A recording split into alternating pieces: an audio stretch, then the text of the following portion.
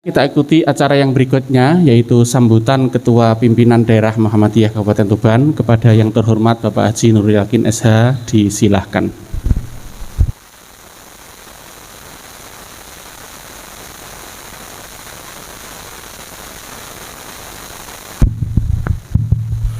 Assalamualaikum warahmatullahi wabarakatuh. Alhamdulillah alladzi allafa baina qulubina fa asbahna bi nikmati ikhwana. Wassalatu wassalamu ala Rasulillah wa ala alihi wa ashabihi wa mawala. Yang kami hormati Bapak Dr. Zainuddin MZ selaku narasumber kita pada pengajian bulanan Pimpinan Daerah Muhammadiyah Kabupaten Tuban pada pagi hari ini.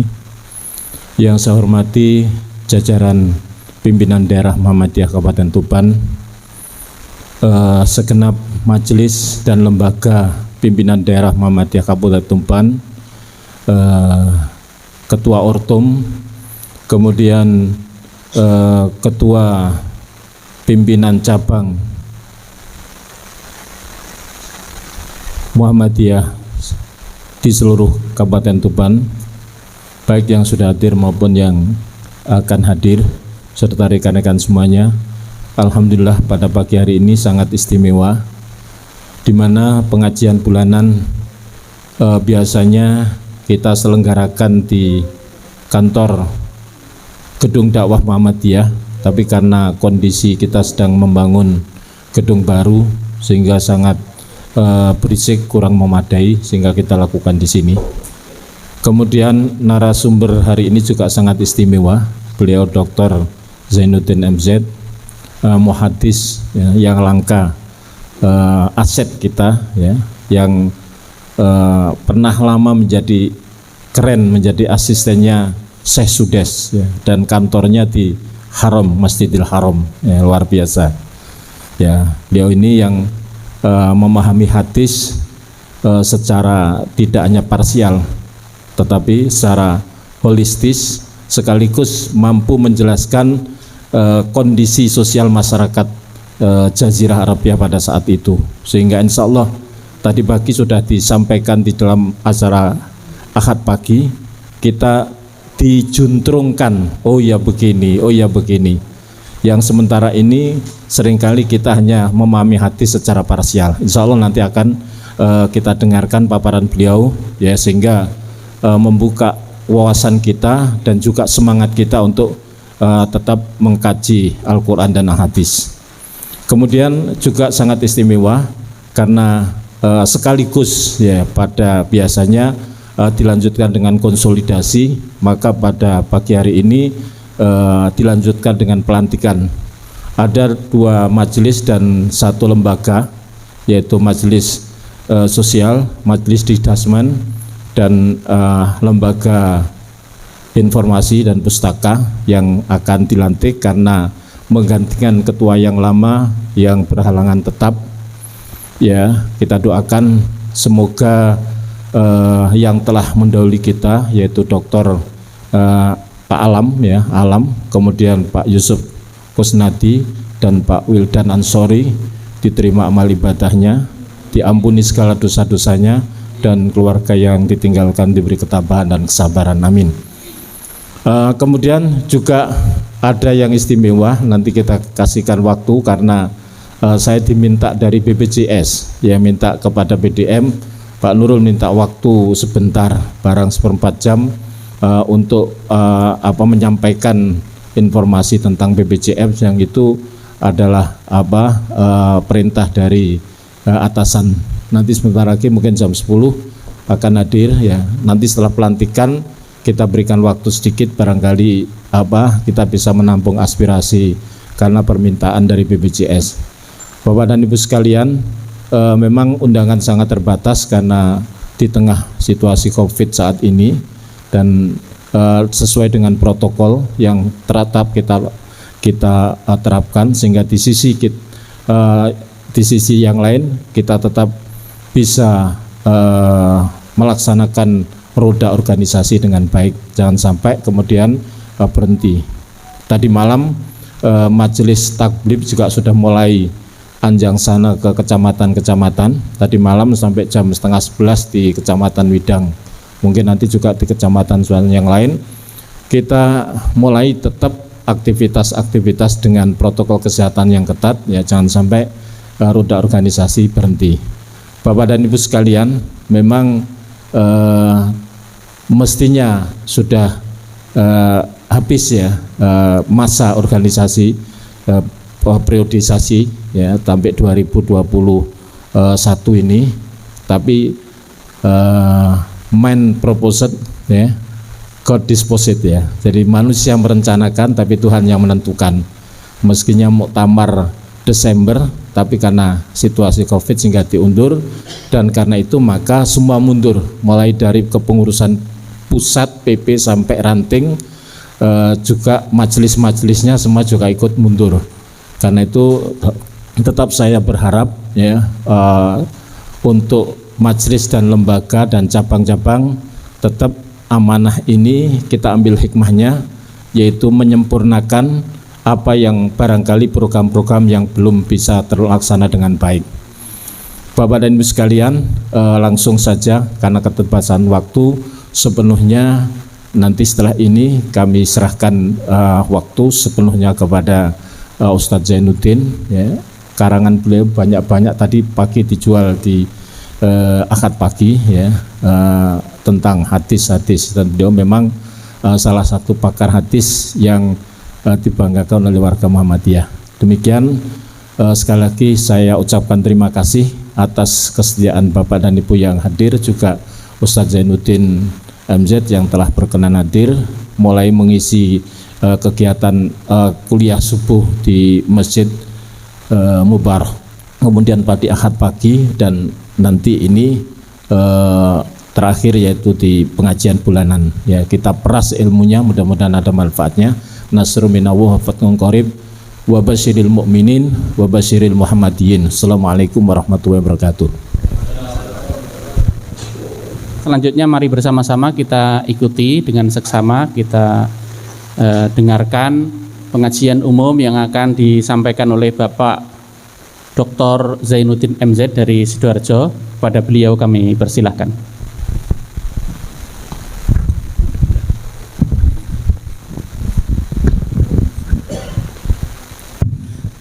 Assalamualaikum warahmatullahi wabarakatuh. Innal hamdalillah nahmaduhu wa nasta'inuhu wa nastaghfiruh wa na'udzu billahi min syururi anfusina wa min sayyiati a'malina. May yahdihillahu fala mudhillalah wa may yudlil tanpahu fala hadiyalah. Wa nusalli wa nusallim ala hadzal nabiyil karim wa ala alihi wa sahabatihi wa man ihtada bihadihi ila yaumiddin. Amma ba'du. Sebelumnya saya informasikan, mudah-mudahan ini bukan takabur. Saya ditunjuk sebagai Dewan Hakim Hadis untuk level nasional dan untuk level internasional. Peluang yang sangat bagus tentunya bagi kita, karena adik kita itu jarang mau belajar hadis gitu. Siapa tahu tidak harus ada persyaratan ijazah, cukup menghafal, itu hadiahnya minim pergi haji.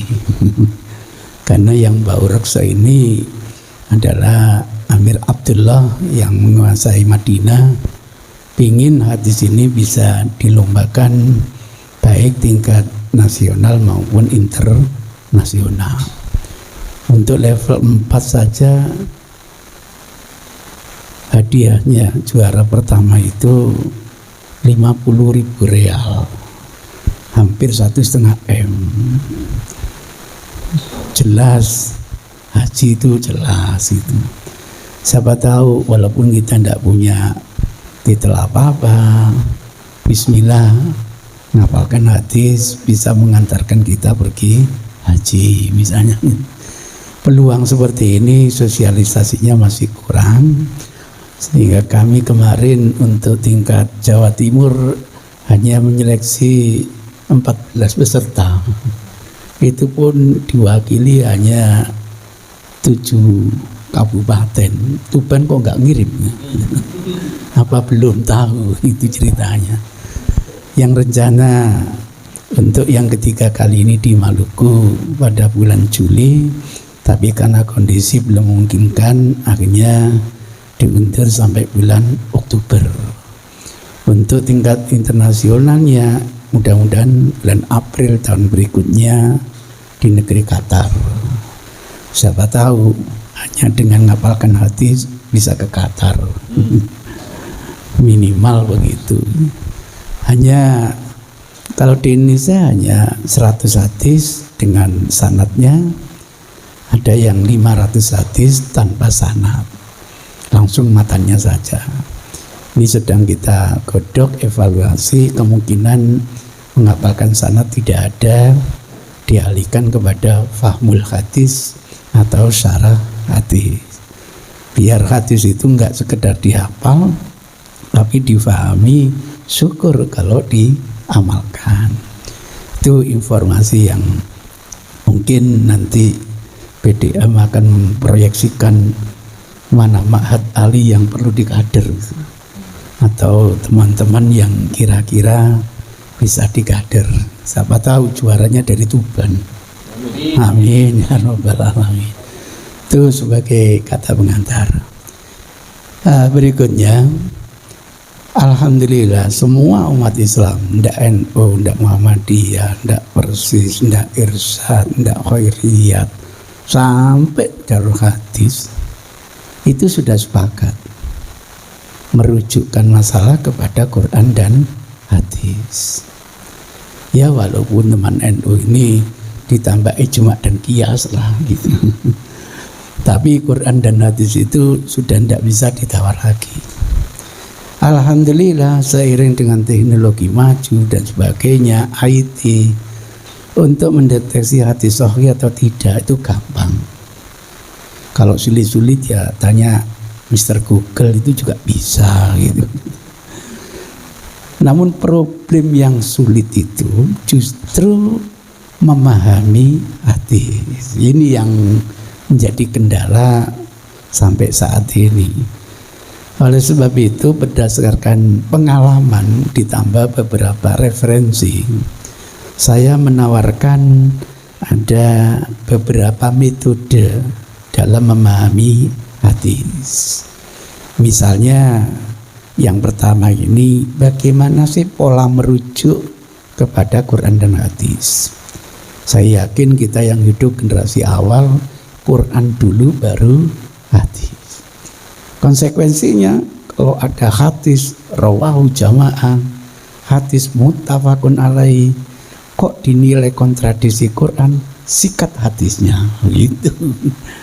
Itu kalau enggak, bagaimana dinalar sehingga hadis itu enggak bisa diamalkan lah gitu. Padahal kita yakin hadis itu wahyu. Maka kapan mindsetnya dirubah? Kembali Quran dan hadis itu harus kebersamaan. Ketika terjadi kontradiksi, cari titik temunya, pasti bisa.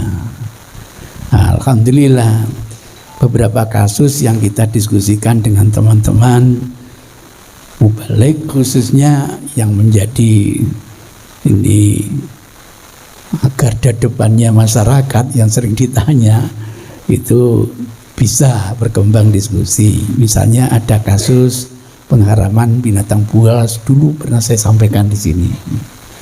Kemudian ada kasus emas dan sutra bagi laki-laki yang dianggap bertentangan bahwa seluruh perhiasan itu halal bagi umatku, bagi manusia. Kemudian ada lagi kasus tidak harus hajian itu di bulan Dzulhijjah. Ini dianggap hadis itu bertentangan dengan Quran. Wong Quran itu haji bisa di bulan-bulan yang dimaklumi, kok hadis hanya hari-hari yang dimaklumi. Kemudian ada bisnis badal haji. Mungkin sini punya KPI ya. Nah, itu bisnis badal haji. Terus wanita wajib berjumatan. Wah, ini berkembang di NTB. Jadi saya dipertemukan dengan 1000 kiai dan tuan guru di 4 tempat itu. Salah satunya kiai ngotot bahwa wanita itu wajib jumatan.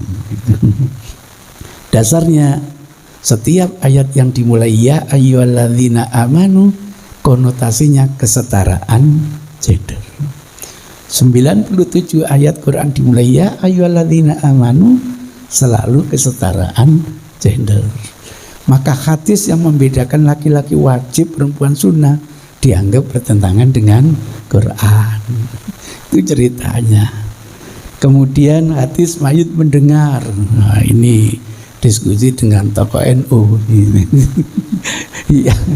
yang suka nalkin. Nah, kemudian hadis tentang rojam yang dianggap tidak pernah disebut dalam Al-Quran. Terus tak ada wasiat bagi ahli waris yang dianggap bertentangan, bahwa Quran itu malah menyuruh wasiat kepada walidaini. Kalau jaa kematian maka berwasiatlah kepada kedua orang tua. Padahal kedua orang tua masuk ahli waris, misalnya begitu. Mayit disesa lantaran ditangisi keluarganya. Padahal ayatnya wala taziru waziratun wizra ukhra, misalnya gitu. Kasihan bapaknya anak-anak kalau meninggal mesti ditangisi ibunya anak-anak, disiksa di kuburnya. Bahagialah ibunya anak-anak kalau wafat tidak pernah ditangisi bapaknya anak-anak, berarti nggak disiksa. Dibahas itu. Sedekah untuk mayit yang dijadikan fikr tahlilan ya ini Pak. Yang dijadikan fikr ini contoh-contoh yang sudah pernah kita diskusikan, dan alhamdulillah kesimpulannya tidak pernah hadis itu bertentangan dengan Al-Quran. Kemudian ada cara yang kedua, pemahaman denotatif dan konotatif. Ini coba di Gresik itu ada jamaah saya yang cerita, Ustadz, saya ini kalau sholat didesek, sofi itu loh, didesek, terus saya pindah, dikejar lagi, kejar lagi Ustadz, terus saya pindah tempat. Ada yang lebih lucu, saya juga gitu Ustadz, didesek, akhirnya diinci isikil saya Ustaz. Ya itu yang benar. Kalau nggak diinci sampean lari lagi. Sakit, saya sakit Ustaz. Terus gantian kaki dia tak inci Ustaz. Jadi sholat ambil inci-incian kaki. Karena ditemukan hadis yang sahih. Walaupun itu sifatnya hadisnya itu fi'li atau katakanlah mauquf, nilainya marfu'. Nu'man itu memberikan kesaksian, Ibnu Umar juga memberikan kesaksian. Kaki itu yalziku, lazako yalziku atau yalzaku, dengan kaki teman. Sampai Adi Hidayat itu menggambarkan yalziku itu harus nempel rapat. Maka tidak boleh model V begitu, tungkaknya rapat, depannya tidak rapat, atau kebalikannya, depannya rapat, tungkaknya tidak rapat, harus nempel rapat kayak perangko. Makanya lem itu bahasa Arabnya lazaqoh gitu. Sehingga apa? Kalau nggak rapat ditanda silang, tandanya apa? Salah. Kalau rapat betul dikasih contreng, tandanya apa? Benar. Gambar itu fatwa. Gambar itu fatwa. Sebodoh kita melihat fatwa bergambar itu, tahu dan paham, oh ini benar, ini salah. Itu ceritanya. Jadi hadisnya sudah sahih, tapi hadis itu difahami denotatif, bukan difahami konotatif. Maka kalau teman diskusi pakai denotatif, kita imbangi pemahaman denotatif. Ya sudah, yalziku memang artinya begitu. Konsekuensinya yang nempel rapat itu bukan hanya kaki. Versinya Ibnu Umar hanya 2, pundak sama kaki. Tapi versinya Nu'man 3, pundak, kemudian lutut, kemudian apa? Kaki. Maka ketiga-tiganya harus nempel rapat kayak perangko. Bisa enggak kira-kira? Tidak akan bisa. Itu sudah dipraktekkan di angkatan laut, enggak bisa. Sudah itu.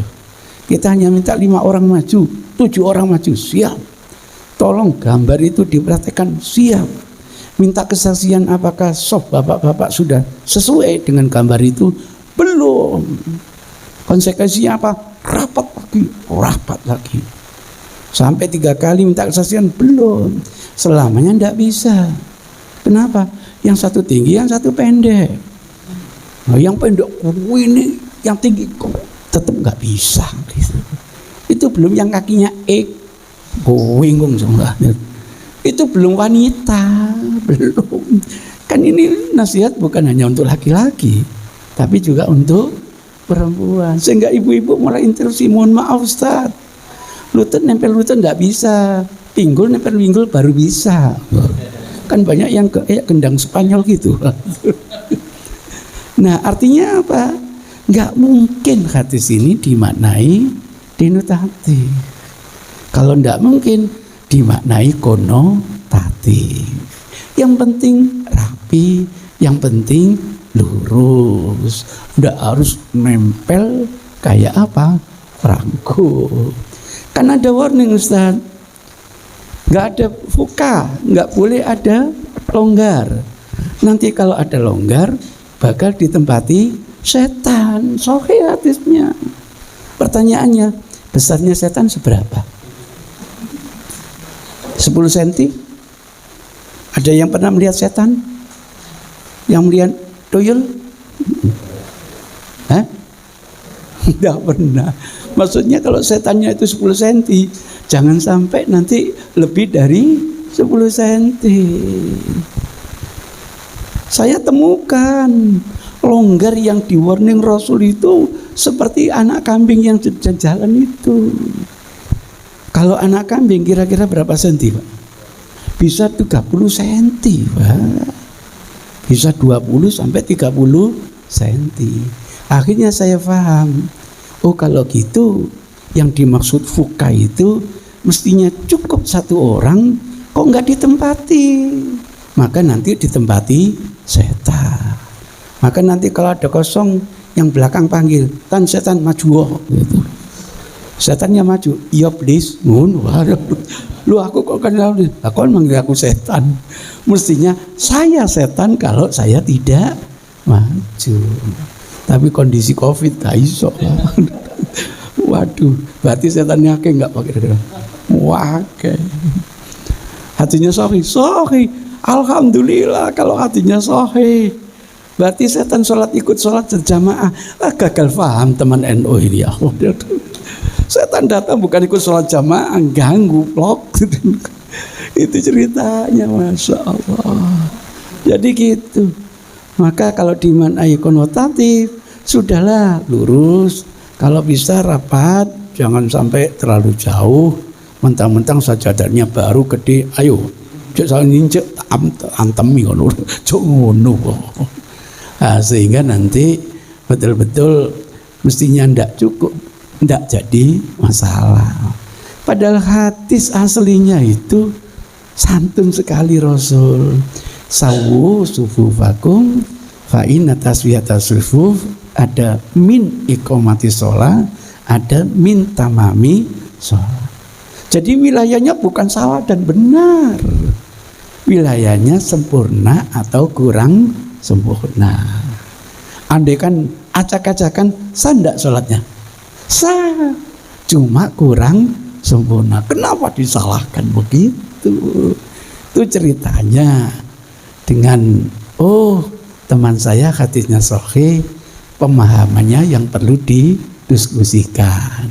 Sungguh andaikan bisa dimaknai denotatif, kita maknai denotatif, itu lebih aula.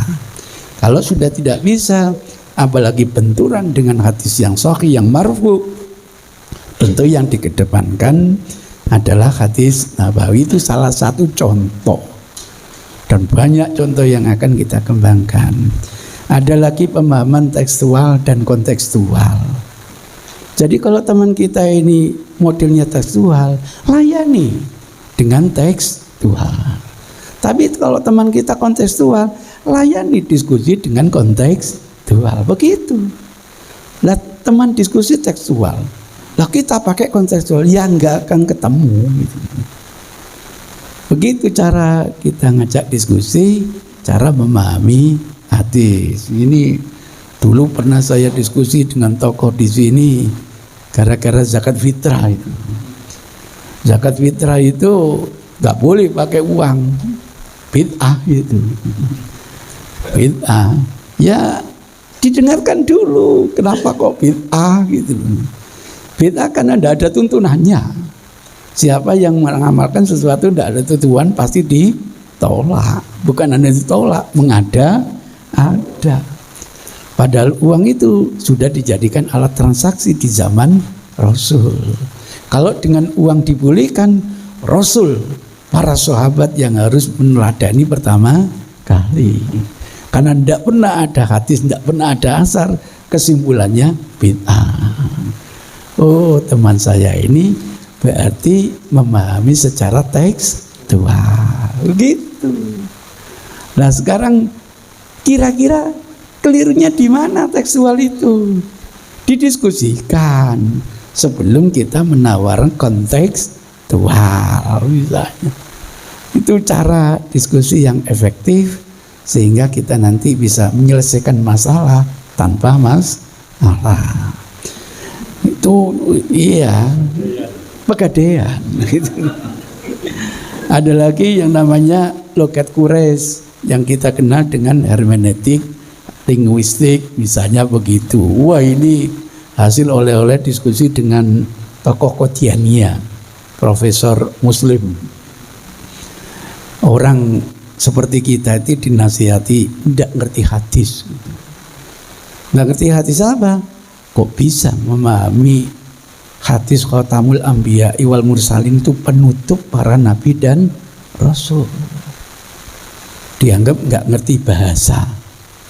Khotam pakai fatwa itu tidak ada di kamus apapun artinya penutup. Artinya itu ya stempel, artinya cincin.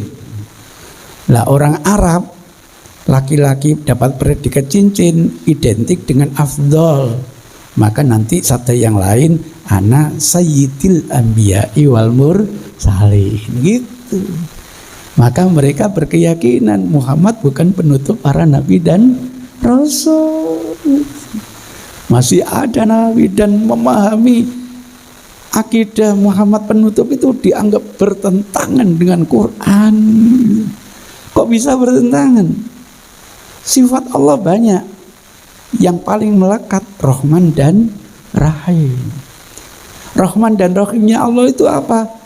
Tidak mentolong, mengadab hambanya yang berbuat maksiat, sampai kepada mereka selalu dikirim para nabi dan rasul. Wa ma kunna mu'adzibina hatta nab'asa rasulah. Sekarang penyakit dekadensi moral masih ada enggak? Banyak. Nah kalau keyakinan Muhammad terakhir berarti menutup sifat Rahman dan Rahimnya Allah. Cerdas. Cerdas gitu. Oh, wong Mirza Ghulam Ahmad itu pakar bahasa. Ngalah-ngalahi orang Arab, lama dijajah Inggris, dipinterkan oleh Inggris. Maka negara-negara dunia yang dijajah Inggris pinter-pinter. India pinter-pinter, Malaysia pinter-pinter, Amerika pinter-pinter, Australia pinter-pinter, Afrika yang selatan pinter-pinter. Indonesia pernah dijajah Inggris tapi nggak pinter, kurang lama. Tapi mereka dipinterkan untuk teori adu domba. Sehingga dengan munculnya ini teori adu domba. Jadi meminterkan untuk kepentingan kolonialisasi. Sehingga kalau diartikan penutup, masa Masjid Khotamul Masajid, Masjid Nabawi itu penutup masjid? Jutaan masjid dibangun setelah Masjid Nabawi. Aflatun Khotamul Falasifah, masa Aflatun itu Plato itu penutupnya filosof? Jutaan filosof lahir setelah Plato. Maka nggak mungkin Muhammad itu penutup. Sehingga nanti dimungkinkan muncul Nabi baru, wujud Rahman dan Rahimnya Allah. Muka-muka sampai nanti hijrah. Itu ceritanya dengan kebahasaan. Nah, dalam diskusi ketahuan, inilah kajian hadis di barat itu. Kan pusat kajiannya di London. Pusat kajiannya di London, saya pernah masuk situ itu, Masya Allah, pakarnya itu profesor doktor. Yang dokter aja hanya 2 orang. MA gak ono, pomane LC gak ono gitu. Jadi para pakar ini yang meneliti, ya termasuk yang membuat naskah Aisyah tidak mungkin dikawini oleh Rasul dalam usia 6 tahun, itu tidak mungkin. Model analisanya luar biasa. Orang yang tidak ngerti ilmu hadis, benar ternyata nggak mungkin.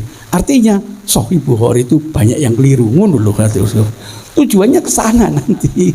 Tujuannya endingnya ke sana. Dibuat kayak ilmiah, tapi sebenarnya sangat tidak ilmiah. Gimana caranya?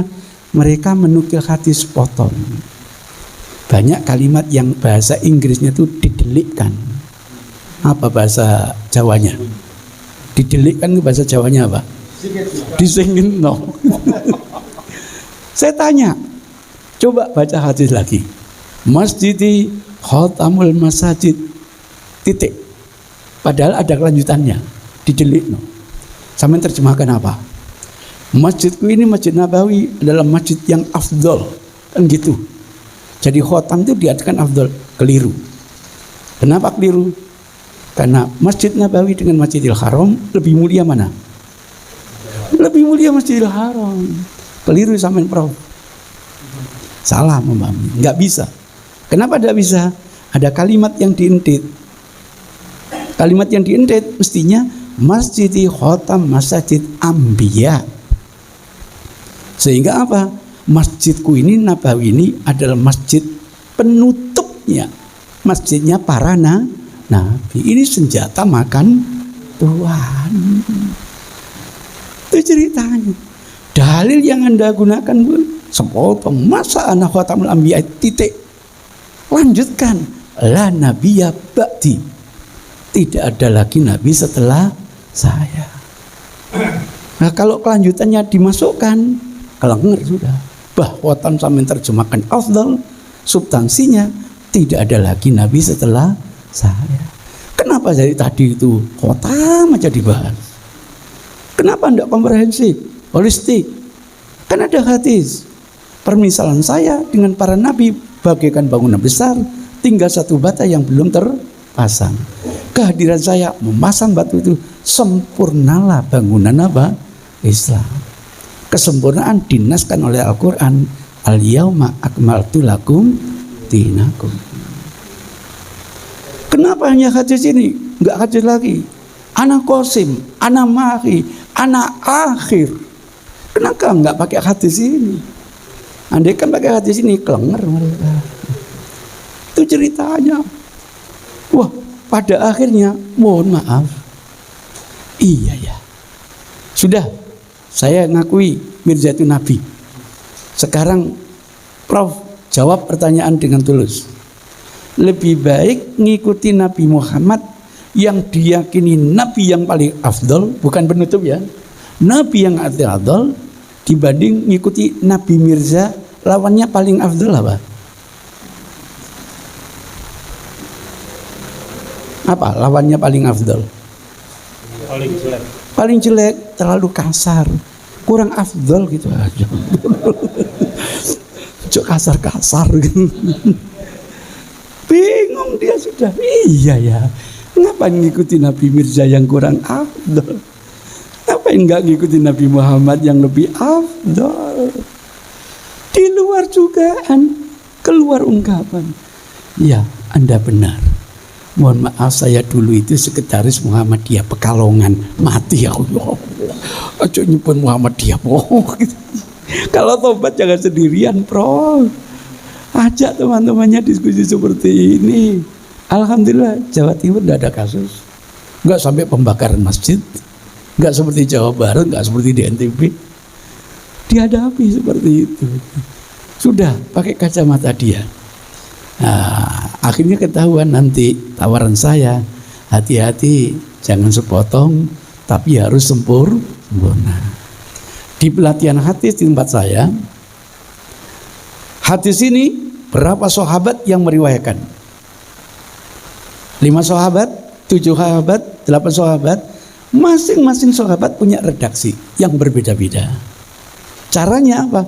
Disisip-sisipkan tambahan itu sehingga menjadi kalimat yang betul-betul sempurna.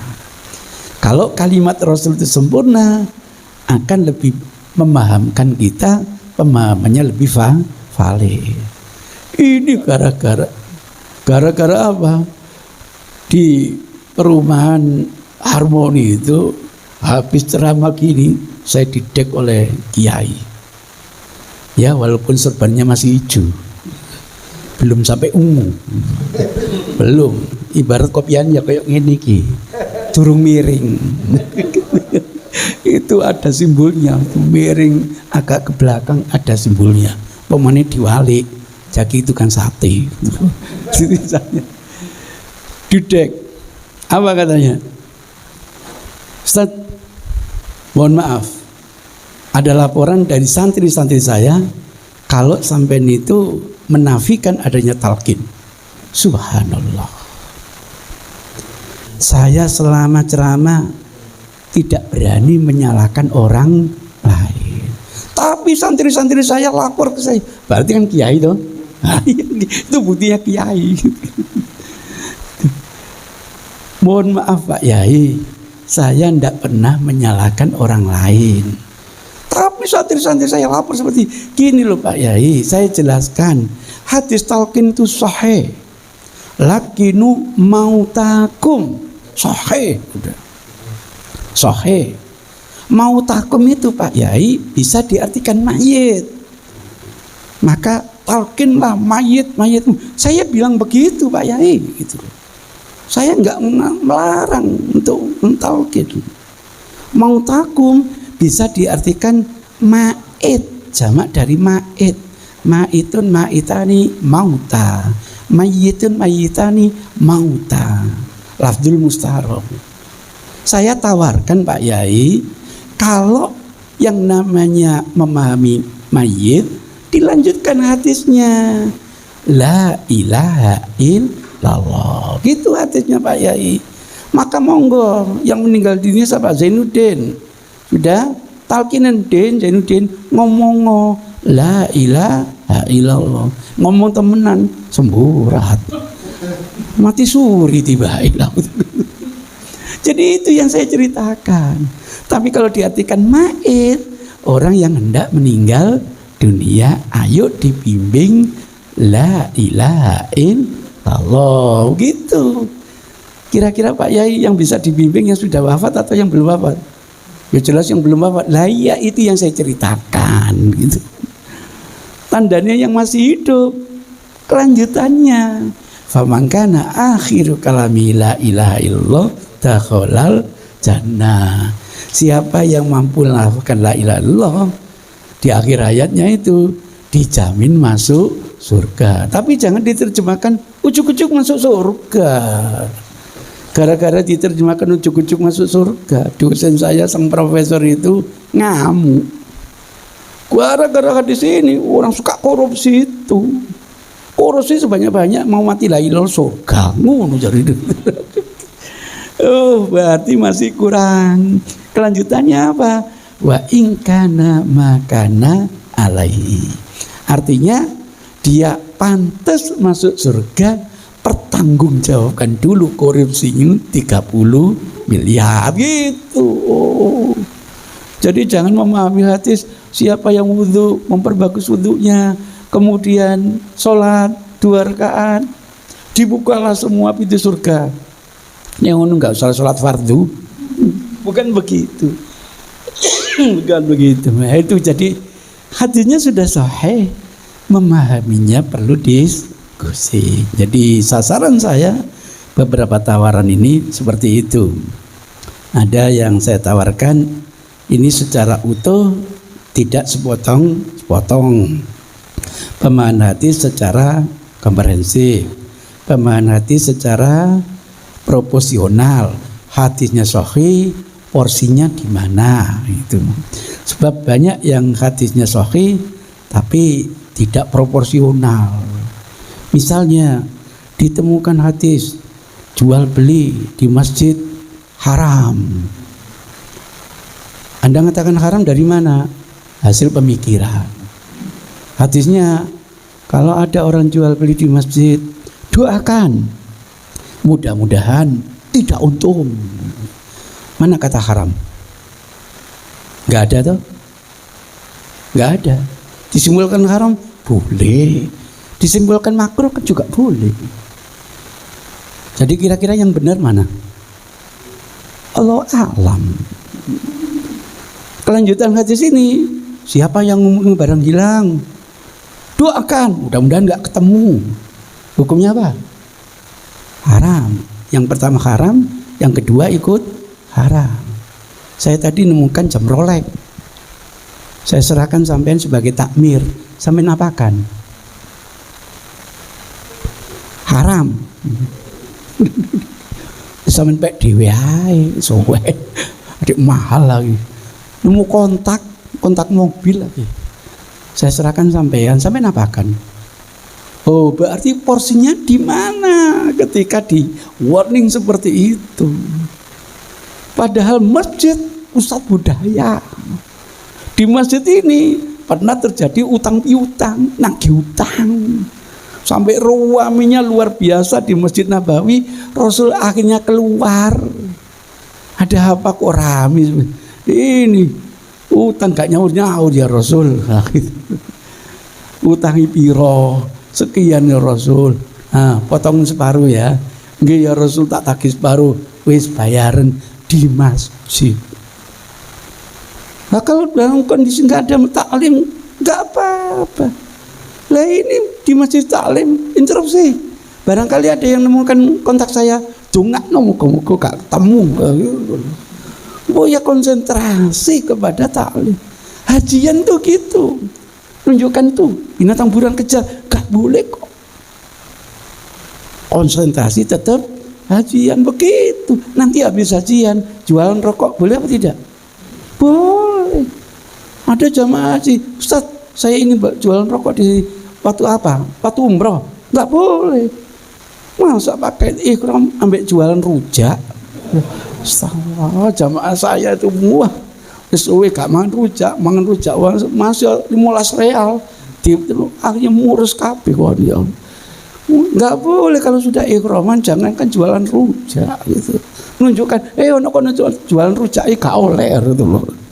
Itu konsentrasi di dalam ibadat. Nanti setelah salim, silahkan yang ingin jualan, silahkan yang main anggar-anggaran, sehingga masjid itu sebenarnya pusat apa?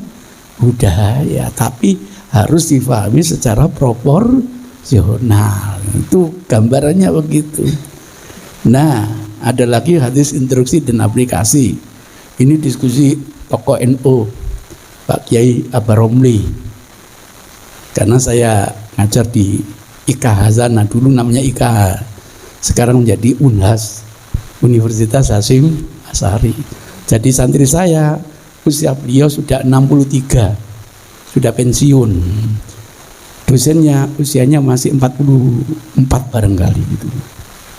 Tetap saya panggil, wahai anak-anakku gitu. Iya Bapak gitu.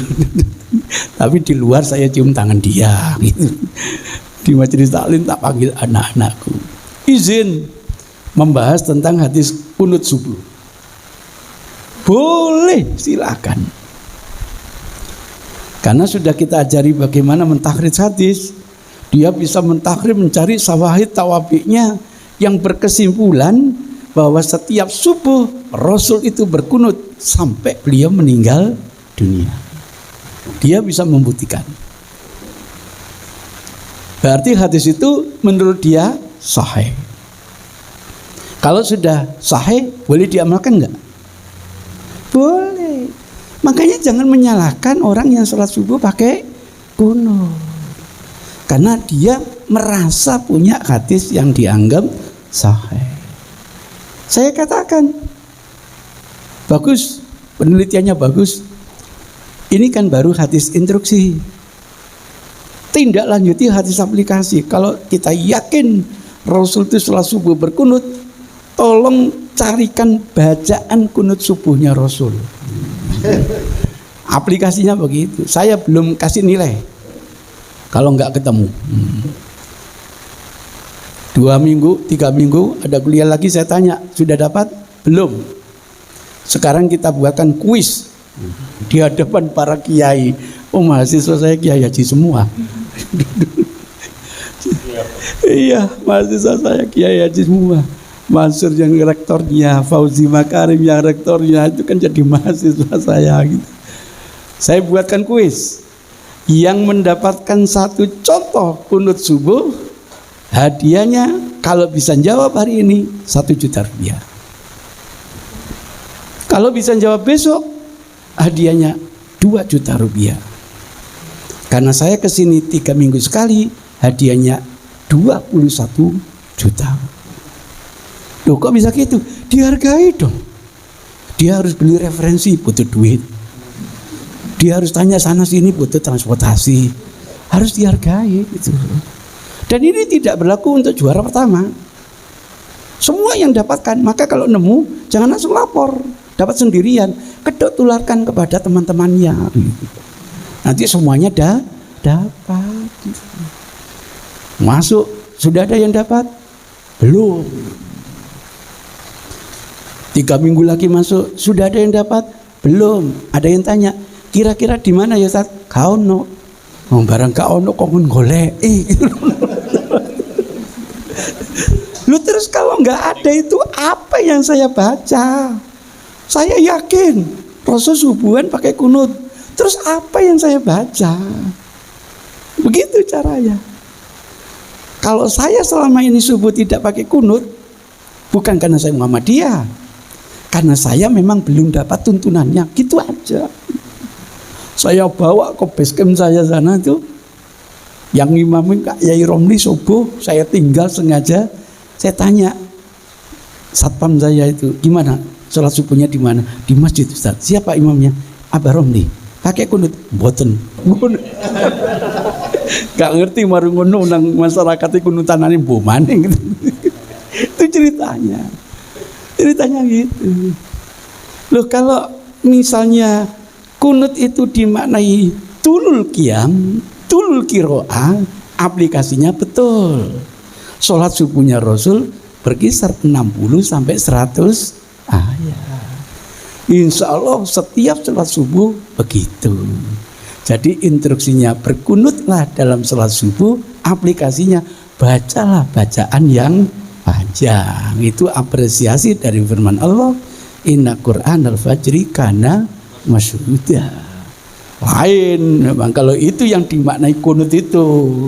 Tapi kalau dimaknai kunut itu bacaan doa, mana bacaannya?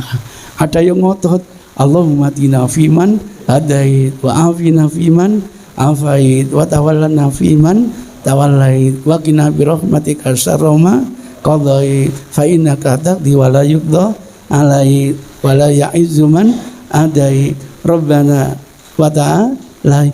Itu kan kunut witir. Itu kan kunut witir itu. Mana bisa diadopsi kepada yang lain? Anda belum dapat hadiah gitu. Yang diminta itu bukan kunut witir, tapi kunut subuh gitu. Gagal Ustaz dapat hadiah, gagal gitu. Itu pun masih pro dan kontra. Pro dan kontranya gimana? Lah yang cerita Hasan, cucunya Rasul. Saya diajari Rasul waktu witir baca kunut bla bla bla bla. Hasil analisa, Rasul wafat usia Hasan kira-kira masih 4 atau 5 tahun. Logis enggak? Anak 4 tahun diajari doa kunut. Wong diajari sholat ketika usia 7 tahun. Maka jangan kaget tinjuan matan, hadis ini dianggap tidak benar. Tapi sekelompok mengatakan, Ustaz, ini keluarga khusus Ustaz. Masih orang tahun diajari pantes, ya wis, berarti sahih menurut sampean gitu. Itu ceritanya gitu. Itu ceritanya, tapi itu tempatnya di sholat apa? Witir, bukan sholat apa? Subuh, gagal dapat hadiah gitu. Itu ceritanya begitu. Jadi model yang kita gunakan model pemberdayaan, bukan doktrin. Na'udzubillah. Boleh jadi yang kita doktrinkan masih keliru masalahnya. Jamaah ini sudah pinter-pinter dan dengarkan dari mana-mana dengan model pemberdayaan. Kayak Rasul itu loh kalau membimbing. Contoh misalnya Rasul dawuh, termasuk sedekah itu meletakkan anumu pada istrimu. Lah gumun sih gitu. Sampai kita itu tanya, ya Rasul, masa meletakkan anu pada istri sudah sedekah ya Rasul? Diberdayakan oleh Rasul. Gimana kalau anumu kamu letakkan bukan pada istrimu? Dosa apa tidak? Dosa ya Rasul. Kalau kamu letakkan pada istrimu, dapat pahala sedekah. Kasihan yang belum kawin, tidak bisa sedekah kayak gini. Bahagianya kemanten baru, sedekahnya banyak. Itu ceritanya begitu. Dan kami tawarkan lagi adanya pemahaman hadis lokal atau universal. Itu karena bicara tentang jenggot, bicara tentang macam-macam. Cobalah dilihat, ini hadis lokal atau hadis universal. Karena bisa dimaknai begitu. Maka kita harus saling mendoakan. Kalau ijtihad inti yang benar, inti dapat 2, saya dapat 1. Lah kalau saya yang benar, inti keliru, inti dapat 1, saya dapat 2. Enak toh, sama-sama masuk surga. Nah, daripada nyalakan sak non rokok kabeh gitu. Ceritanya itu apalagi ada yang memahami jenggot itu adalah hadis yang sifatnya itu bergantung pada kondisi. Dulu orang Yahudi habiskan jenggot memperpanjang kumis. Kalian selisih, kumisnya dihilangkan, jenggotnya diperpanjang. Nah sekarang Sinterklas itu dawa. Ya apa? Jadi problem. Padahal nanti kalau dilacak sekian hadis, jenggot itu sunnah fitrah. Kok bisa ya sampai kok nggak jenggotan, kok nggak ngerti hadis? Subhanallah. Seneng pakai jenggot, monggo. Saya ingin perpanjang. Untuk apa diperpanjang? Ikut festival internasional. Yang ikut internasional jenggot malah Yahudi. Teman Salafi kok nggak melok ya? Misalnya begitu. Wah, saya kalau jenggotan risih, saya bersihkan, monggo. Itu ceritanya begitu. Kenapa kok sampai enggak jenggotan, tandanya enggak punya ilmu hadis, enggak paham hadis. Subhanallah. Jadi hadisnya sudah sahih, pola pemahamannya yang perlu kita bimbing. Misalnya gitu. Ada lagi hadis tasri'i wa ghairi tasri'i. Wah, ini kalau belajar fikih di Hijaz semua hadis tasri'i. Padahal ulama fikih bedakan. Ada yang tasri'i, ada yang ghairu tasri'i. Makan 3 jari hadisnya sahih. Lah kalau makan sop buntut pakai 3 jari, wah kipat-kipat. Sop buntut itu gak panas, gak enak akhirnya. Itu misalnya begitu gitu loh. Nah makan kurma ya enak pakai 3 jari gak apa-apa. Jadi itu permasalahannya. Ada lagi hadis mu'anaqah. Mu'anaqah itu apa? Berpelukan. Bluk. blek. Gitu, hatinya sahih. Maka kalau saya mandu haji ketemu dengan guru saya, Syekh Ali bin Abdurrahman Al-Khudaifi, yang jadi imam Masjid Nabawi di Rolling itu, kalau ketemu saya mesti menghadap. Ini teman saya di belakang saya, nanti ikuti saya. Begitu ketemu, assalamualaikum, waalaikumsalam, wah, blak, blok, blak, blok, kecup, cup, ya gitu. Itu klimak dari kasih sayang. Habis itu saya ngerogos aku, ahlan wasalan, lumayan 3.000 real gitu. Wis ganti sampean. Langsung plak, plak, plak, plak, cup. Tapi gak ngerogos aku. Gak apa-apa, yang penting pernah dicium. Itu kalau dipraktekkan di Indonesia, di syuting, wah ternyata homoseks, repot lagi. Itu ceritanya begitu. Kapan ya hadis itu berkonotasi tasri'iyah, kapan bersifat itu non tasri'iyah? Dipilah-pilah nanti. Ini ada lagi tawaran. Yang susah ini adalah memahami hadis fi'li. Amir bin Rabi'ah itu cerita, saya itu mengamati Rasul itu sholat di kendaraan hanya sholat sunnah. Tidak pernah saya saksikan Rasul sholat fardu di atas kendaraan. Oleh sebab itu pertanyaannya, boleh enggak sholat fardu di atas kendaraan?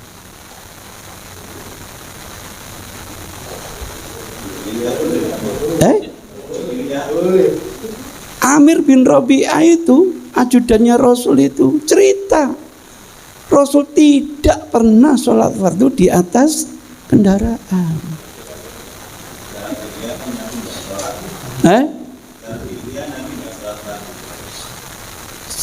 Rasul nggak sholat fardu, aja sampai. Loh, kalau sholat fardu turun Kanjeng Nabi itu. Turun, naik kapal terbang, turun dulu. Sehingga kiai satu itu ditanya, Ustadz, boleh ndak ngikuti rihlah wisata bahari? Apa itu? Seminggu 10 hari di laut, di kapal. Jawabannya, ojo ikut. Ndak, aja melok. Karena nggak boleh sholat di atas kendaraan itu.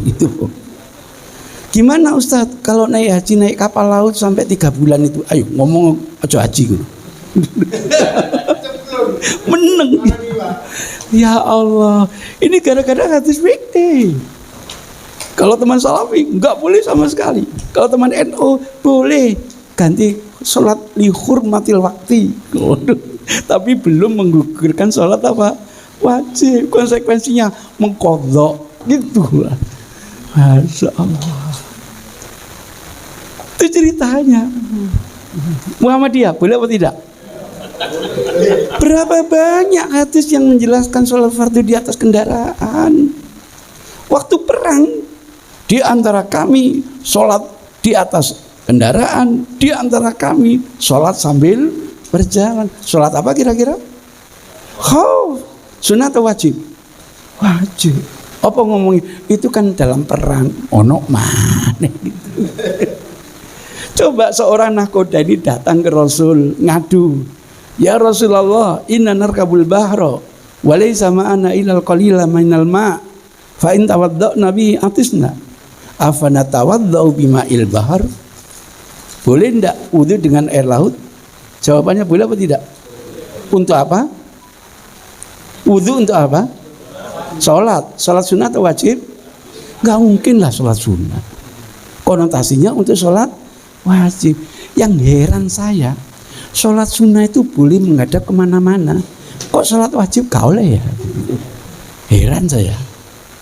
Alasannya gak boleh itu sholat wajib harus ke Ka'bah, sholat sunnah boleh mengaming tekondi. Dari mana? Kalau mau analisa sejarah, kendaraan Rasul dulu itu apa sih? Unta, bigol, keledai, kuda. Lah untuk bisa menunjukkan sholat jamaah, masa? Ayo pasukan berkuda nomor 1, shaf nomor 1, belakangnya pasukan berkeledai, masa ngono? Ya lebih efektif, ayo mudun kalau mampu. Tapi dalam kondisi perang nggak mampu, silakan di atas kendaraan.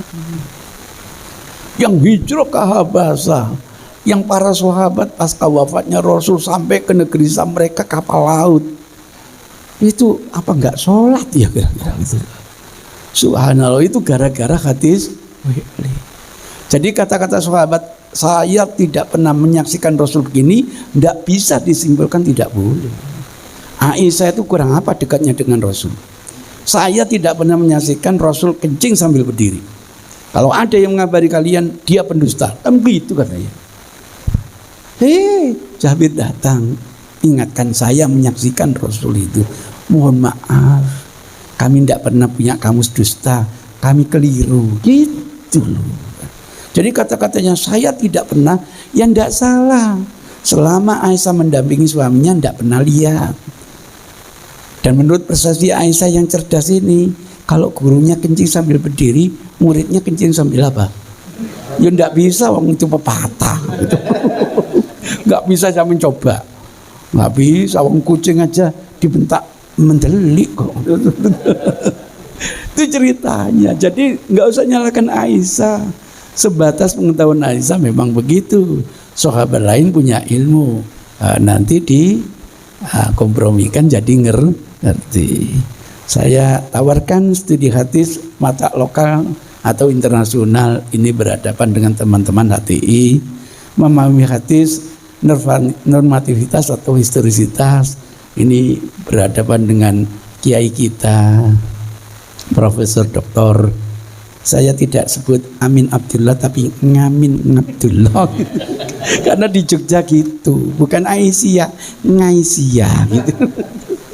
Misalnya gitu. Memahami hadis secara sesuai dengan yang namanya konteksnya. Nah ini hamdul hadis alal ahwal. Karena kadang-kadang mohon maaf orang suka nasih mansuh. Katanya Rasul dulu melarang ziarah kubur. Kemudian Rasul membolehkan, sehingga hadis yang membolehkan itu menghapus dari hadis larangan. Coba sekarang ditawarkan hadis itu tetap berlaku gimana? Melihat sikon. Saya waktu hijrah ke Mojosari itu, di depan saya ini mohon maaf ada janda. Anaknya 3. SPP-nya semuanya kedodoran. Ada yang 3 bulan, ada yang 6 bulan, ada yang sampai 7 bulan. Saya tahu persis, samping rumah saya bendaharanya. Tahu persis. Suatu saat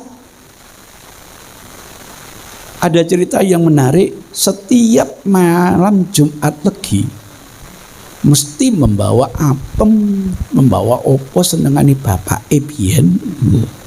Tidak lupa kopi dari karak dicampur jahe. Itu senengani bapak. Sebelum maghrib dibawa ke kuburan, habis sholat subuh, alhamdulillah habis semua. Iya Pak, habis semua. Dan saya tahu yang menghabiskan remaja masjid. Saya tahu. Suatu saat datang janda ini ke tempat saya, utangnya berapa toh Bu? 150.000. Zaman dulu Pak, 150.000 itu mungkin hampir 1,5 juta Pak. Untuk apa Bu? Saya diajak ziarah Wali Limo gitu. Bukan Wali Songo, gak cukup. Wali Limo. Nah karena saya tahu kondisi ibu seperti itu, saya tidak melarang untuk ikut Pak Yai ziarah Wali Limo. Saya coba tawarkan, ibu kan anaknya SPP-nya kedodoran banyak. Dulu cerita sering diajak ziarah. Iya, apa tidak lebih baik dana ini untuk menyelesaikan SPP? Salah enggak saya? Salah enggak seperti itu? Karena saya melihat kondisi ibu ini belum layak untuk diajak ziarah. Itu yang paling penting. Yang penting dua, wong ziarah sunnah, untuk membiayaannya hukumnya wajib. Enggak tahu lapor ke Pak Yainya gimana. Habis sholat subuh dikiting saya oleh Pak Yai. Saya sudah merasa oh dikiting Pak Yai. Ya saya pura-pura enggak tahu. Begitu mau masuk buka diteriaki, Pak Zainuddin, ada apa Pak Yai gitu. Saya mau ngomong, monggo, ayo masuk. Enggak perlu. Loh sampean itu tamu Pak Yai. Monggo masuk. Ya sudah, masuk. Pak Yai mau minum apa? Kopi? Enggak usah. Loh Pak Yai itu tamu, harus dihargai gitu. Terus air putih saja. Alhamdulillah jauh air putih. Oh jauh kopi repotin nanti. Udah, ada apa Pak Yai kok teriak-teriak? Saya walaupun tidak pernah keluar negeri, walaupun hanya pondokan, nggak kalah kalau hukum dengan sampean yang katanya dosen dari luar negeri, dari Madinah. Ada apa Pak Yai kok teriak-teriak gitu? Sejak kapan sampean mengharamkan ziarah kubur itu? Wah, ini pasti ada kaitannya dengan janda itu ya Pak. Iya. Tolong Pak Yai sampean tunggu di sini, saya panggilkan sebentar aja gitu. Saya panggilkan ibunya ini, waduh, aib ini mestinya menghadapi janda itu aib ya. Nanti kalau ketahuan orang ngapain Pak Zainuddin? Ini karena terpaksa sudah. Terpaksa saya datangkan, saya tanya di hadapan Pak Yai.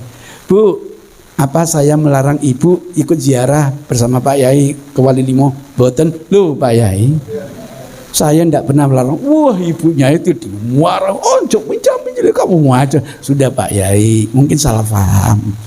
Saya tidak pernah melarang orang ziarah. Dia pernah cerita sering diajak Pak Yai. Sudah Bu, sampean kembali. Karena ziarah kubur kan sunnah Pak Yai. Itu SPP-nya banyak berdodoran Pak Yai. Saya suruh selesaikan SPP. Iya tapi cara ini diharamkan ziarah kubur. Ya mungkin salah paham. Dan saya paham Pak Yai marah-marah. Iya, saya tahu Pak Yai gara-gara satu nggak ikut jatah sampai kurang. Jangan tahu. Masalah kan di bisnis gini. Lah 9 dapat 1 loh bonusnya. Gara-gara target gak kecapean repot. Itu ceritanya. Jadi tetap hadis larangan kita gunakan saat orang yang bersangkutan belum layak untuk diajak ziarah kubur, daripada pakai menggunakan nasih dan mansuh. Saya tawarkan hamlul adillah alal ahwal. Kenapa Rasul melarang? Kenapa Rasul menyuruh? Itu pasti ada ahwal yang tepat dengan yang bersangkutan, bukan digeneralisir. Jadi kasus. Itu kira-kira beberapa, termasuk ini memahami hadis-hadis misoginis ini. Saya temukan ada 29 contoh sampai sekarang ini. Dikit-dikit nyalakan Rasul gara-gara Rasul laki-laki. Masa dipipisi bayi laki-laki cukup perciki, kalau perempuan harus cuci bersih. Dasar Rasulnya laki-laki. Pergi kemana-mana wanita di mahram, laki-laki nggak pakai mahram. Dasar Rasulnya laki-laki. Akikoh aja perempuannya seekor, laki-laki 2 ekor. Dasar Rasulnya laki-laki. Saya temukan 29 yang hadis itu. Sampai bayangkan, kesaksian itu perempuan nilainya separuh, akal otaknya wanita itu separuh, agamanya wanita separuh, warisnya separuh. Apa nggak mangkel perempuan itu? Itu kesimpulannya. Dasar Rasulnya laki-laki. Coba Rasulnya perempuan, warisan perempuan 5, laki-laki gak perlu. Wong laki-laki so golek dhewe gitu, mungkin itu ceritanya. Dan alhamdulillah hasil diskusi itu membuat kita terbuka, sehingga kapan yang kita itu jangan nyalakan Rasul dulu, barangkali pemahaman kita yang perlu didiskusikan kembali. Bahasa saya fihi nadhar. Saya tidak pernah mengatakan salah, perlu ditinjau kembali. Saya aliran orang halus karena saya termasuk makhluk halus. Sehingga enak teman diskusi itu nggak merasa disalahkan. Saya ingin teman diskusi faham salah karena kesadarannya sendiri, bukan saya yang mengatakan salah. Biarkan dia, oh tiba ingin itu gitu. Dengan cara begitu, cara yang paling efektif untuk kita menasihati orang lain. Itu kira-kira sebagai pengantar. Diskusinya lain kali aja gitu, karena waktunya habis. Saya nanti maghrib masih isi lagi di Surabaya gitu. Saya mohon maaf. Kira-kira gambarannya seperti itu untuk kita lebih giat mempelajari sunnah Rasulullah Sallallahu Alaihi Wasallam. Demikian, billahi hidayah wa taufik. Saya tidak mengatakan billahi taufik wal hidayah, tapi saya sampaikan billahi hidayah wa taufik. Wassalamualaikum warahmatullahi wabarakatuh. Kita tanya siapa? Tanya. Iya. Ada yang tanya? Udah.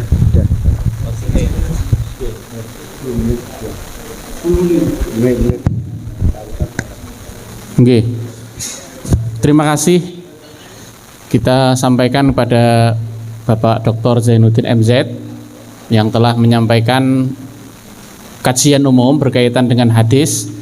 Banyak sekali wawasan yang dibuka oleh beliau pada kita semuanya, yang kesemuanya ini merupakan kesimpulan terhadap kedalaman dan keluasan ilmu beliau, bukan hanya persoalan tekstual hadis, tapi juga bagaimana memahaminya agar kita tidak berpandangan sempit tapi mempunyai pandangan yang luas, sehingga juga tidak mudah menjas sesuatu, tapi segala sesuatunya dapat dilakukan diskusi, dialog secara adil dan terbuka, begitu.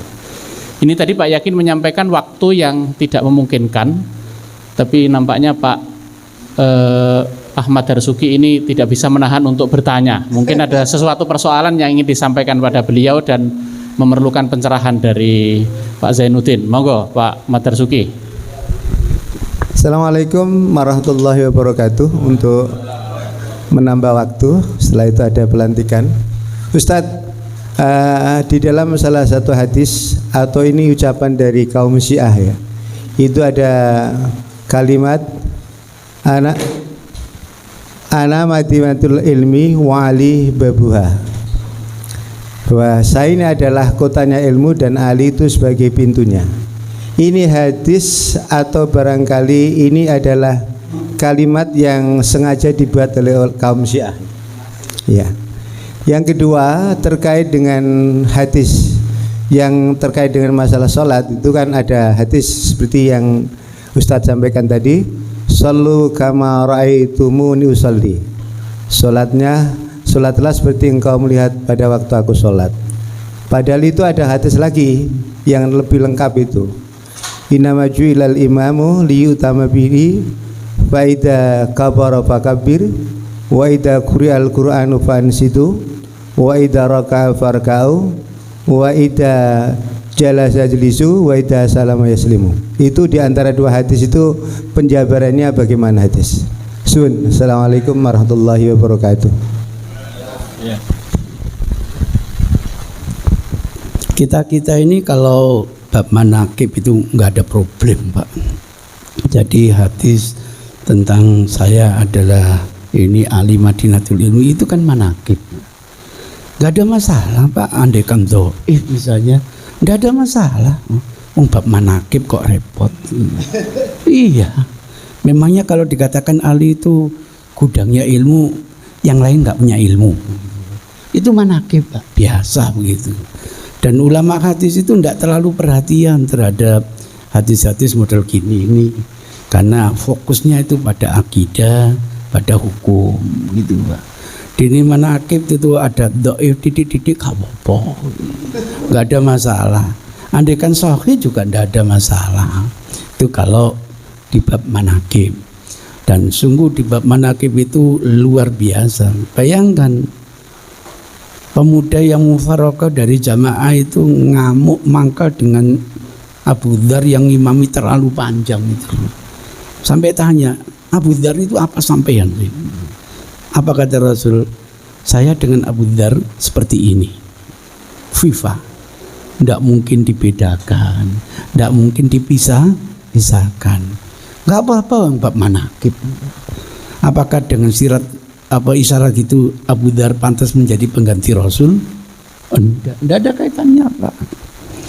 Tidak ada kaitan. Sampai Abu Bakar disuruh mewakili jadi imam, itu bukan sinyal Abu Bakar sebagai pengganti Rasul. Maka sejarahnya umat Islam itu bukan versi Syiah. Penunjukan Abu Bakar itu atas dasar musyawarah, bukan atas dasar karena manakibnya banyak.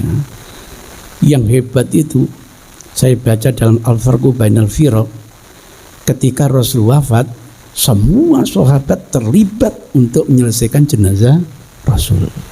Tapi bagi orang Syiah, enggak, hanya ahli gitu. Kalau kita ingin tahu di mana dimakamkan jenazah Abu Bakar, masih lupa kita bahwa Rasul itu ketika pergi ke Mekah haji, banyak teman kita yang mulai ragu, jangan-jangan Rasul kembali ke kampung, tidak mau lagi ke Madinah, kan begitu.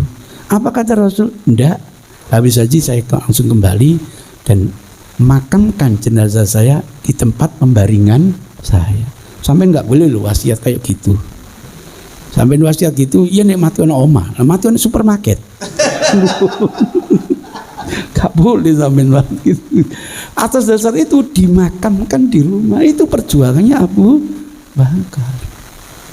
Kemudian selesai, ada informasi teman-teman Ansor sudah bicara tentang suksesi.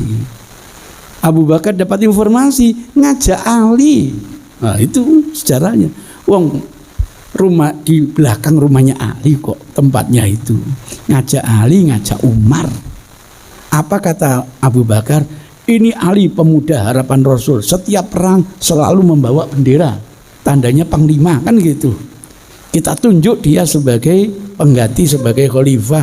Ali tidak mau, justru ente yang pantas, ente yang mendampingi Rasul di Gua Hira, macam-macam kan, ente yang menyerahkan semua harta ente. Wis kesuwen, Umar membaiat, saya baiat kamu jadi khalifah, diikuti oleh semua. Itu hasil musyawarah. Tapi versi Syiah, enggak, Ali enggak ikut, ditilap. Luar ini. Terus Ali kemana? Sedang berduka cita. Sejak kapan ada tuntunan laki-laki berduka cita gitu? 40 hari ya. Masa hidat ya sudah ngalah, Ali ditilap.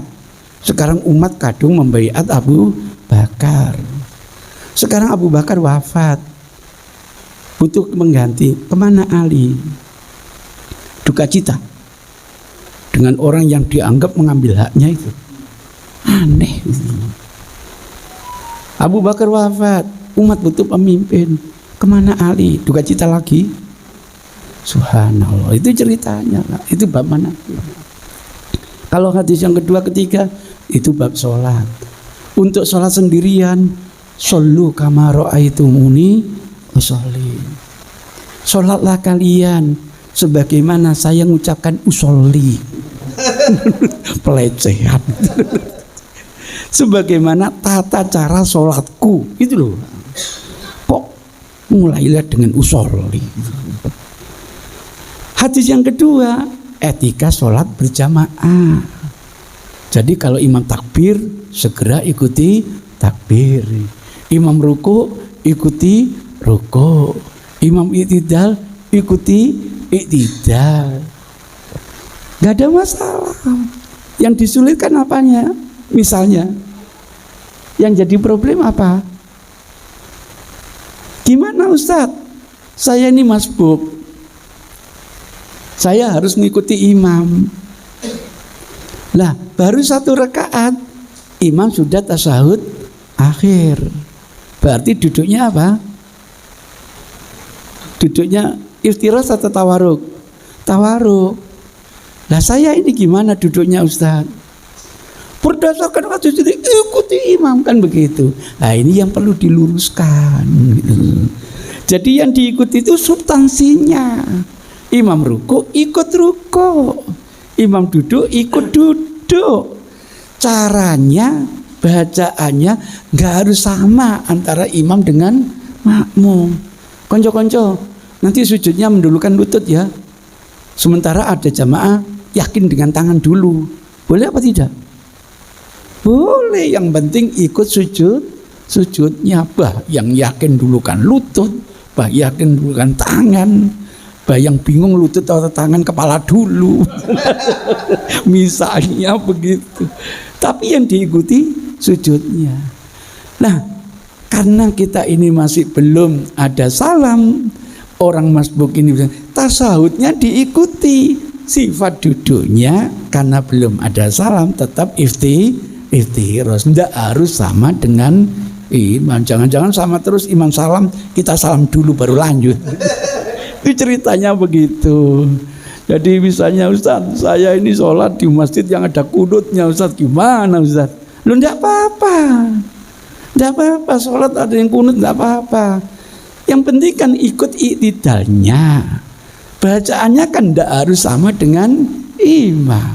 Saya enggak yakin dengan bacaan itu, banyak bacaan iktidal itu gitu.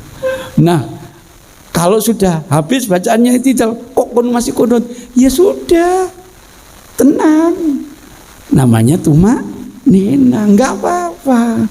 Iktidalnya kita ikuti, wiridnya nggak harus sama dengan imam, gitu ceritanya. Jadi jangan sholat, kenapa? Kun pakai kunut cukup, tetap ikut. Nanti nggak yakin, jangan diikuti, gitu ceritanya. Jadi dalam hal bacaan, jangan sampai nanti sebagai imam, teman-teman demi kesamaan sama dengan tuntunan Rasul ngikuti imam ya. Nanti iftitahnya pakai wajatu ya, nggak usah. Gitu. Gimana kalau iftitahnya pakai Allahumma ba'id semua? Nggak usah. Yang pakai Allahumma ba'id, monggo. Yang pakai wajatu, monggo. Di HPT kedua-duanya juga ada. Gitu misalnya begitu. Jadi jangan kalau wajatu NO, Allahumma ba'id Muhammadiyah, kok kayak dikapling-kapling gitu. Itu ceritanya. Itu kira-kira begitu, sehingga memahami hadis itu enak, lebih gampang. Wong bahasa Rasul itu bahasa fasih kok. Kenapa sulit? Ada something wrong, sesuatu yang perlu kita perbaiki. Nah, ini belajar dari pengalaman, belum ada Pak, buku resminya belum ada. Ini rencana dulu saya sampaikan ketika guru besar, karena di Saudi saya sudah ditunjuk guru besar. Saya sampaikan tawaran ini, wah lolak, dikira aku besok ngajar hadis ngono. Mungkin aku lebih pinter tawaran. Jadi saya di Saudi sudah menyandang gelar profesor, tapi karena belum diakui, saya tidak berani mencantumkan di karya ilmiah. Tapi di beberapa jamaah, karena tahu KTP saya Ustadz Jami'i, saya dipanggil profesor. Lain kali panggil profesor ya. Nah, nanti tak kasih fulus. Itu ceritanya, di Indonesia masih sedang proses, gak turun-turun misalnya gitu. Itu kira-kira cukup ya Pak ya. Saya mohon izin. Oh ada lagi, ayo ngempet lagi, ayo monggo.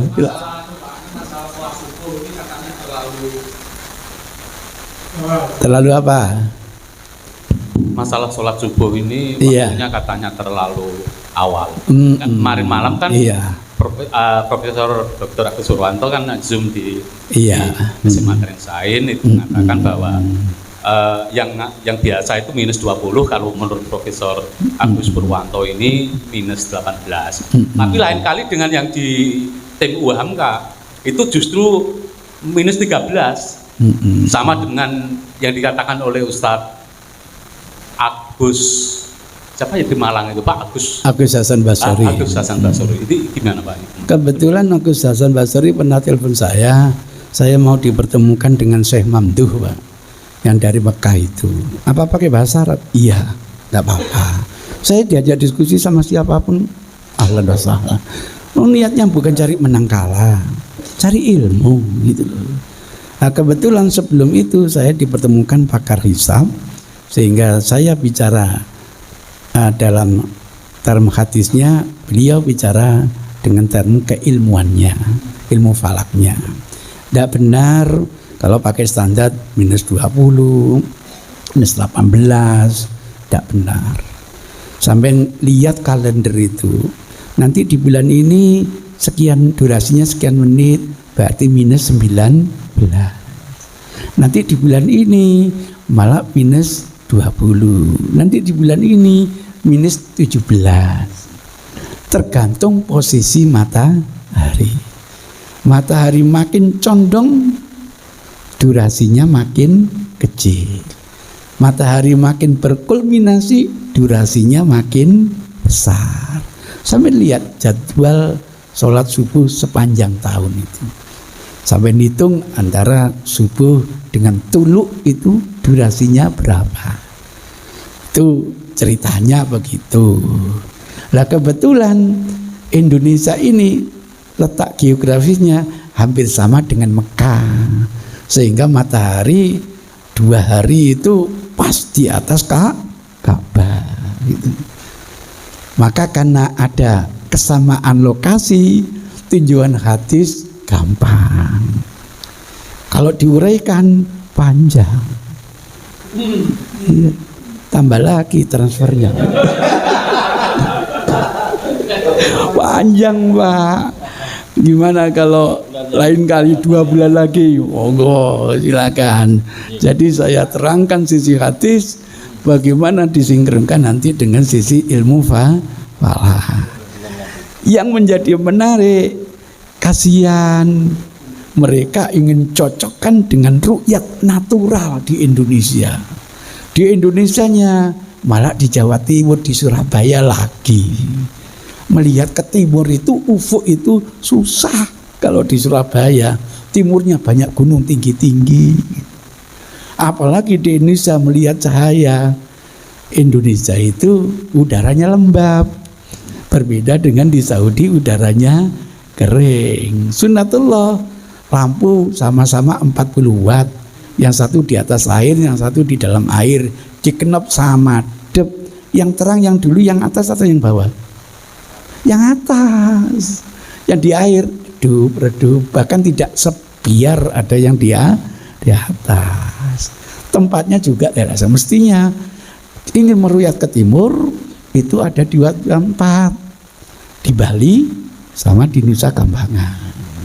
Di Bali kalau perlu dibantu dengan keker, dapat 2 ru'yat.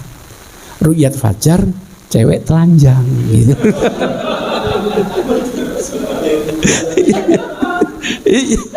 Iya gitu ceritanya gitu. Jadi ini bahan diskusi yang menarik, yang kesimpulannya nanti dengan tinjauan hadis insya Allah kita ceritanya udah gitu. Ya mudah-mudahan gitu. Mudah-mudahan itu ceritanya. Bagi kita Muhammadiyah, kita sudah punya payung. Usul apapun silakan nanti lewat prosedur. Wong HPT itu bisa dirombak, bisa dianulir. Ada qaul qadim, ada qaul jadi. Tapi ada proses gitu loh.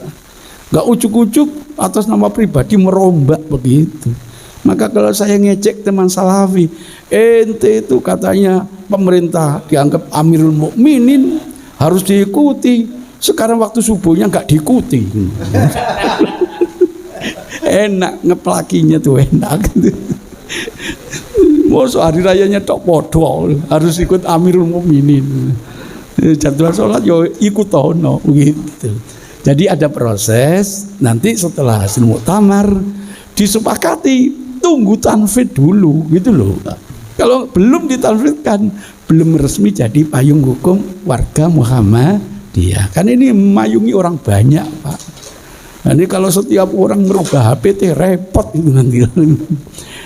Berbeda dengan HPT, silakan tunjukkan itu atas nama pribadi, pendapat pribadi. Kalau mengatasnamakan HPT, ada prosedur. Maka jangan kaget, banyak teman-teman yang nggak mau jadi ikut majelis tarjih. Masalah satu gak mari-mari ngono. Itu kira-kira Mohon maaf. Sekali lagi, billahi hidayah wa taufik. Wassalamualaikum warahmatullahi wabarakatuh.